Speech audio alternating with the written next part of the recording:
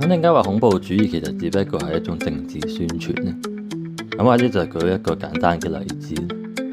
就係話如果我今日走去巴西大使館放炸彈，炸死10幾個人咧，咁我就係恐怖分子咯。但如果假設而家某個軍事強國就用戰機嚟轟炸同一間大使館咧，咁喺輿論又會唔會話呢個係恐怖主義咧？好明顯係唔會。而呢個就係我哋好多人都會有嘅一個盲點，就係話當我哋講緊一啲有組織嘅國家行為嘅時候，我哋成日都會傾向認為佢哋係合理。但係假設而家你嘅親人就喺呢個巴西大使館被炸死，咁你會唔會因為對方用嘅係轟炸機而覺得好過啲？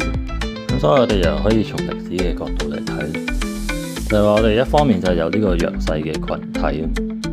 咁當呢個群體組織武裝力量去對抗呢個強權嘅時候，我哋幾乎一定會被標籤為呢個恐怖分子。但如果呢班人最後成功掌權呢，咁佢哋就會被封為民族英雄。咁所以好明顯，呢個所謂恐怖主義根本完全就係一個空洞嘅口號嚟。